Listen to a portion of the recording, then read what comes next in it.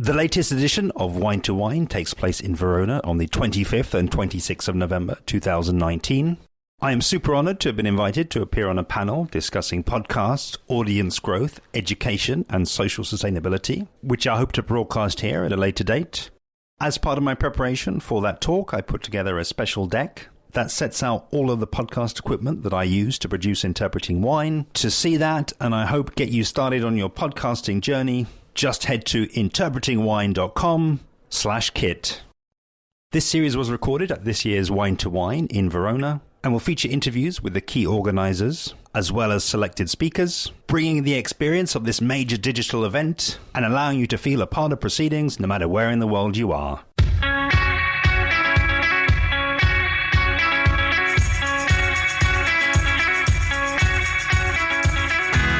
Today's episode of the Wine2Wine series features Jonas Röjerman, Head of Product Quality Control at the Systembolaget. Working as he does for the Swedish alcohol buying monopoly, Jonas is presenting here at Wine2Wine to explain and show the transparency of the process. In our conversation, we touch on his origin story. He gives us an overview of the Swedish monopoly system and how a producer might go about entering it. He gives us a product quality control deep dive, talks Wine2Wine, and integrating the learnings from the MW program. Enjoy. How did I end up in the wine industry? The short version, I actually started in the restaurant trade. So I wanted to be a chef. That was my goal to start off with. When I went to restaurant school, I actually realized that you can actually work as a waiter or in the front of house, and that sort of catched my interest even more. And so I did a career within the restaurant industry, and at a certain point I wanted to educate myself a bit more. I thought I was lacking, especially on the wine side. I was always frustrated when I had to ask someone else about the wines to recommend. So that was my first sparkle of wine interest. And then I went to the restaurant university, studied quite a lot of wine and further on restaurant management and so forth. But the wine bug really got me at the university. So that was like opening two big doors, which I haven't really understood before, and it was just amazing in every sense. So I was a good student, I think. I had best in class from the university, and had a scholarship to go to Bordeaux to practice, work the harvest there in 92. And after that, it was all wine. So I went back to the restaurant scene and started as a sommelier. And I had a pretty successful sommelier career in Sweden, competing as well for Sweden, representing Sweden twice in the World Championship, twice runner-up in the European Championship. And at one stage, I was the head sommelier at the Grand Hotel. That is the position in Stockholm to be. And I did that for 5 years, and then I sort of lost my competitive edge. I wanted to do something else. Being on the importer side in Sweden was sort of interesting, but not really. And then I found a position at the monopoly, Systembolaget, as a category manager for the fine wine selection. And I had a bit of other areas like rosés, sparkling champagne, fortified wines, and the Swedish very particular style glögg, which is it's a Glühwein, actually, the Swedish version of a Glühwein. And after 3 years as a category manager, I switched a bit direction into product quality control. And that's what I've been doing and refining for the last, since 9 years now. And main focus is to make sure that what is tendered with us, we buy on tenders and tastings, and make sure what we actually tasted is what ends up on the shelf. So securing quality and style of what we tasted from the tasting. So that's been my main focus for the last 8-9 years. Quite a varied career, and built, and we'll get into, I think, the detail more of the day-to-day and kind of what that looks like. But I think it would be quite helpful for the listener just to get I guess, an overview of the monopoly system. If you to just give us a sense of what it looks like, through the number of stores and I guess the sort of volumes that pass through it.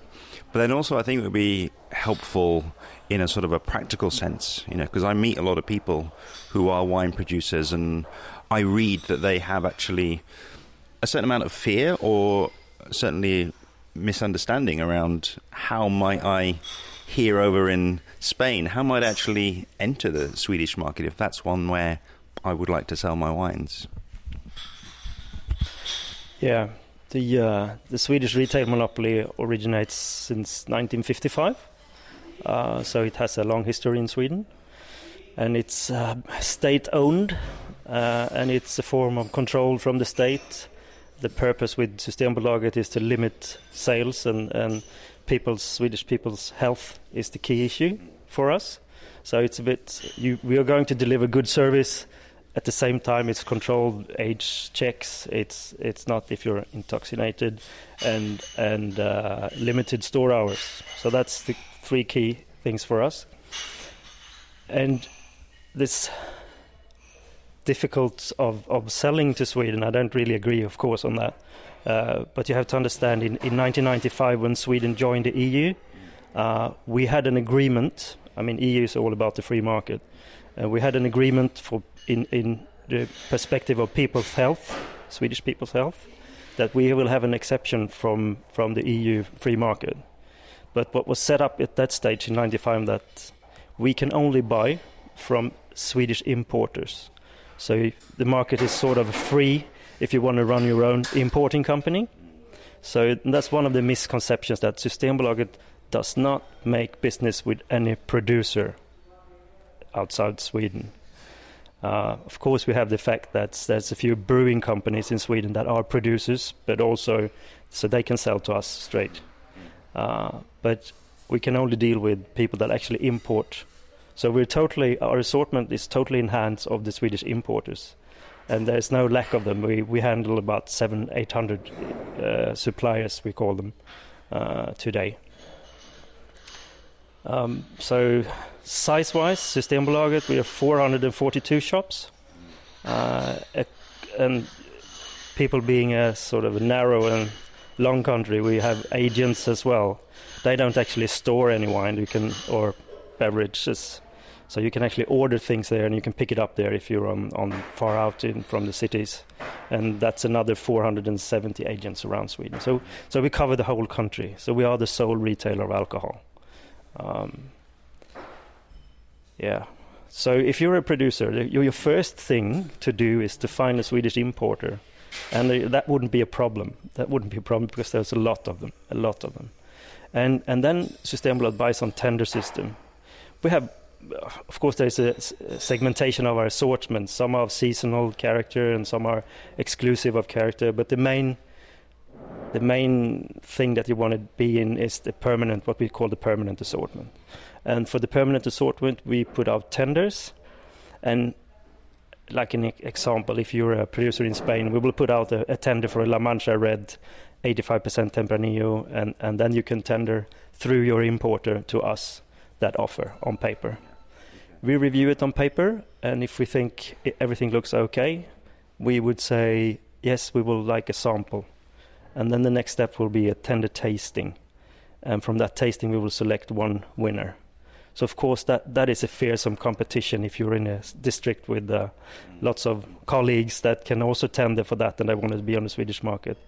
But you have to pay for the samples, sending them to the importer. We don't charge a fee for anything. And we are actually obliged to take in all the tender answers that fulfills it on the formal criteria.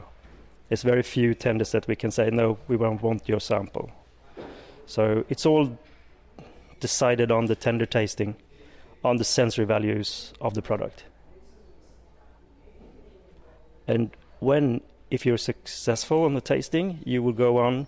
We will do all our controls, of course, that make sure that was sent to us as a tender sample is what ends up on the shelf. That's my main focus.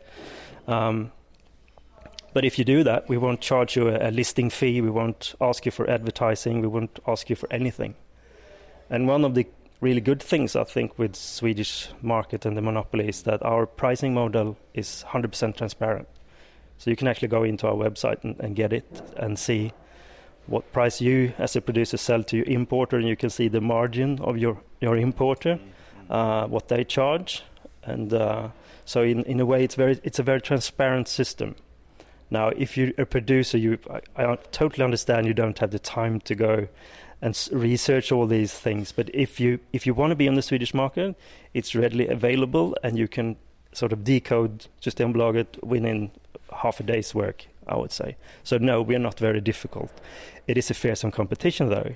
You have to win the tender to have market access. There are few other channels where you can take your wine in to our assortment, through the ordering assortment. But then you have to have a bit of a marketing muscles to do that. That could also work. But if you want a permanent assortment listed on the shelf, it's not that difficult, I would say. The thing that's, I guess, still in my mind is that for, our sort of theoretical producer over in La Mancha, who's got, I don't know, a sort of a website with a bunch of Swedish importers on, there are certain of those importers who are better suited to marketing them and understanding them and understanding their product. Is there, from your perspective, is there a sort of a right way or a better way to go about sort of doing that due diligence and choosing an appropriate importer? Or is it again back to sort of, legwork, reaching out and just, speaking to people and seeing who you have the best fit with? We have like 700 or 800 suppliers to us. Of course, there will be a difference between them, how good they are, or more like what size they are at. There are like 30 or 40 that works almost exclusively through good restaurants, very niche products. And then you have, I think the last time I looked, we had 101 suppliers, and they are about 99% of our turnover in volume. So if you can shorten that list down to the 100, still that's a long list. I would never point at anyone saying that's the one you should go with. We're not allowed to do that. Of course, me being on the other side, I have a pretty good clue who's the better ones and who's not the better ones. So, and again, I think quite a lot of producers networking with each other also talks a lot about their importer in Sweden. And again, our pricing model is so transparent. And if you're a producer, and this is an upside, I think, for the producer, if you win a listing and a tender, that listing is yours. It's not the importer's. So you can actually, as a producer, if you're not happy with your importer, you can change importer. That SKU on the shelf will still be your product. Of course, it's a difference if you have a joint brand with the importer or it's if the importer's own brand. That also happens, and it's a different story. But as a producer, you actually you have power, I would say. Maybe we'll move away from the kind of producer accessing the market, but safe in the knowledge that there is information on the Systembolaget website, which I'll, of course, link below so people can start to do their own research. I want to move a bit into your day-to-day as the head of product quality control. And, it sounded to me as though you kind of kick into action, as it were, almost at the back end of the tender process. Once it's been agreed, once the wine is kind of is going to be coming, is going to be populating those shelves. I wonder if you or how you do get involved indeed earlier on in that sort of process, and then take us a bit into what that process might look like for a new shipment coming in. Yeah, my work starts actually a bit earlier, because when we do our tenders, we put out a sensory style profile on the product we're looking for, and that is the one that's going to be key when you come to tasting. So I'm overall responsible for how our purchases word the style and profile. So usually I don't.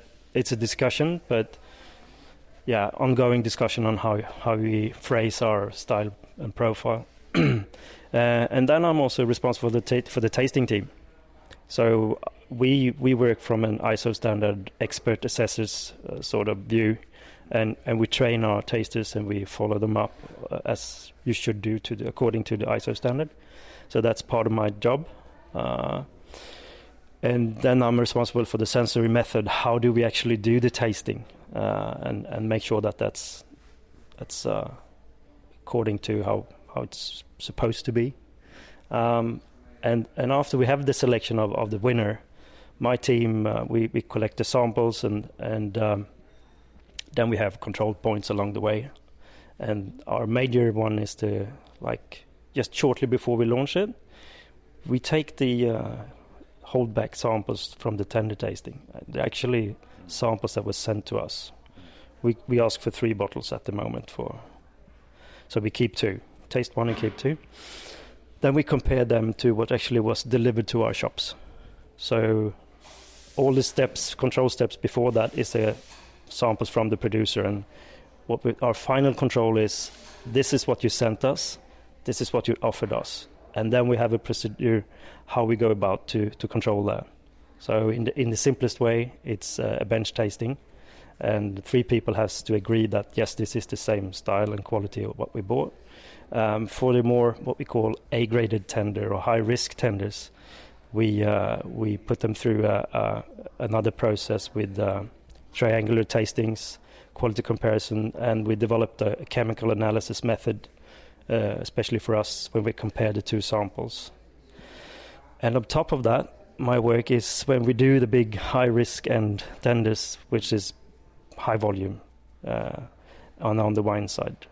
I actually, as soon as we've done the tasting, I go straight to the producer, wherever they are in the world, and I bring all the documentation they've sent us, and I say, yes, show me the books, show me that you have these 400,000 liters Cabernet, for instance. And then I go through the winery, and I look, we actually open the tanks and look at it to make sure that it is there and it's the right owner. And you have to understand that is in the background. If you back to La Mancha, the producer in La Mancha, for that tender I had 120 answers. So we tasted 120 wines and there was only 1 winner. So for the fairness of the process, we being the monopoly, we really want to make sure that the 119 wasn't tricked by anyone, in that sense that they didn't have the wine or they planned to buy it later and so forth. So that's, I spend about 60 days a year traveling around the world to audit producers. So yeah, let's anchor our discussion, where we are sitting here in Verona. We're both here in the context of Wine2Wine, and I could see that you're going to be presenting a session tomorrow morning, the 26th. Take us a bit, I guess, inside that session. Who are you sort of trying to reach and communicate with, and how are you going to go about doing that? Yes, this is actually the second time I'm down here doing a similar presentation. I was there in 3 years ago now. So I'm trying to do what we call a fake tender tasting. A bit again to debunk the mystery Systembolaget, and we're happy to show how we do it for the fairness of the game. So what I will try to do tomorrow is having a fake tender tasting and try to show, I presume, producers primarily on how the tender tasting is set up, and again the transparency to see and hopefully understand what matters and what doesn't matter when you come to offering your wines to Systembolaget. So that is hopefully the takeaway point tomorrow from the producers, that yes, you can actually get in, and this is how it works. So it is fair. It's wine tasting is sometimes, I think, people think it's a mystery in some way, and it's about behind closed doors. And actually, if you're a producer or an importer, you can come to our head office, and we have cameras in the tasting room, so you can actually view us doing our work. So there's, again, the transparency of our process is so important to us. So that's why I can do a thing like this, coming out to Italy and try to educate producers on how it works, to make them more successful, I suppose, or hopefully. I guess in typical understated manner, you haven't mention that you've successfully completed the MW program and was certified MW in February of this year. So, yeah, congratulations.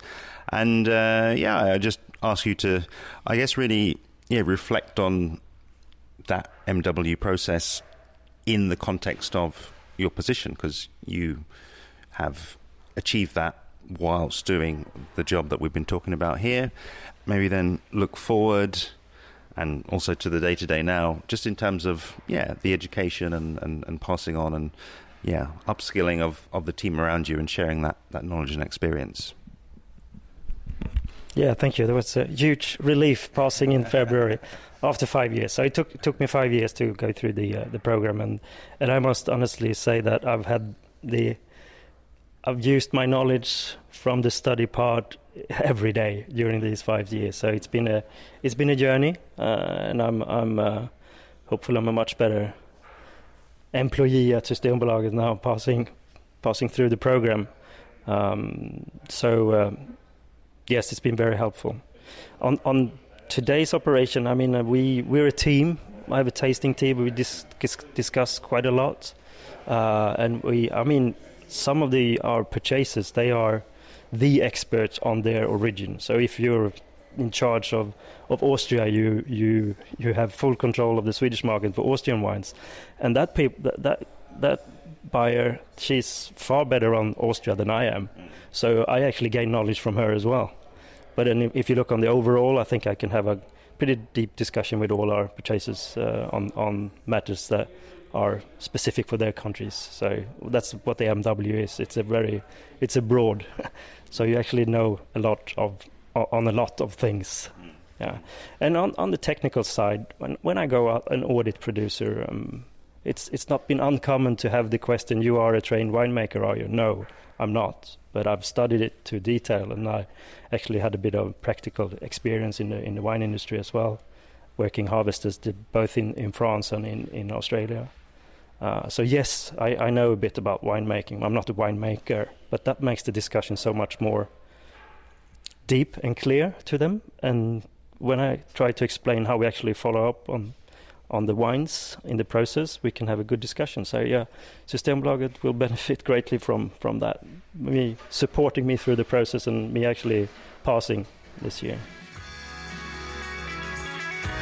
Thank you so much, Jonas.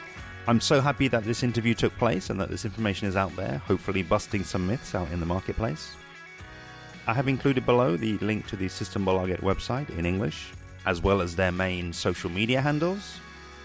And while you're at it, I would love to have you following along with me on social media, where I'm at Interpreting Wine on Instagram and Facebook, at Wine Podcast on Twitter, and email hello@interpretingwine.com. We continue the Wine2Wine series in the next episode, 345, with the one-to-one with another of the speakers. See you then.